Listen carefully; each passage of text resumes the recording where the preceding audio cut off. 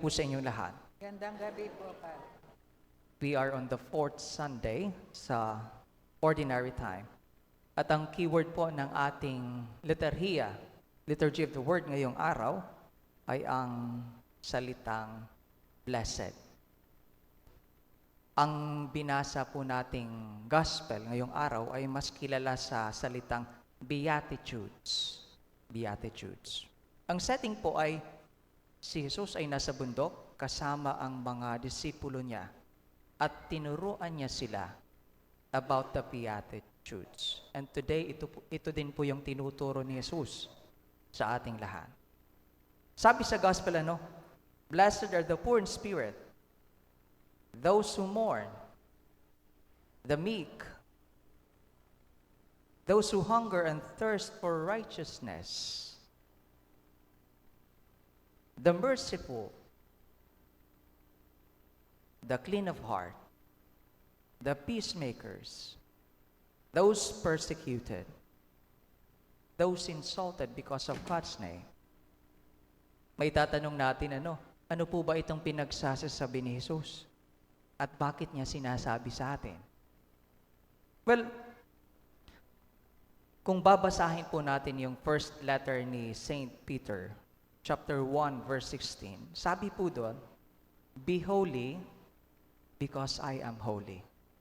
Be holy because I am holy. It is actually a command, but at the same time, a universal call sa ating lahat. Iisa lang po ang tawag ng Panginoon sa ating lahat. To be holy. Maging banal. And the Beatitudes ay ang blueprint in order to achieve this holiness. Parang pinapakita po sa atin ang blueprint, ang daan, patungo sa kabanalan. Ang ibig pong sabihin, Jesus wants all of us to be holy. Lahat tayo. Beatitudes. Para sa akin, the must be attitudes to achieve holiness. There must be attitudes to achieve holiness. Mapapansin po natin na sa lahat ng sinabi ni Jesus, itong lahat, isa lang po ang ingredient, special ingredient. What is it? Humility. Humility. At ang salitang humility, ngayong araw ay symbolized po ng salitang palad. The word blessed sa Tagalog po ay mapalad. At ang root word po ng mapalad ay palad. Pam. Ang ibig pong sabihin, to achieve holiness, we must be open to God's ways.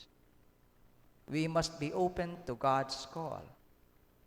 We must be open to God's grace. Napakagandang disposisyon sa buhay. At so mga kapatid, ngayong araw, pinapaalalahanan po tayo. Iisa lang po ang tawag ng Diyos sa ating lahat. To be holy. At para makamtan ito, kailangan natin ng tinatawag na the must be attitudes. The Beatitudes. Remember palad, ibig pong sabihin, maging bukas po sa pamamaraan at kalooban ng ating Panginoon. Now, if we have this disposition, well, magiging mapapalad po tayo sa mata ng Panginoon.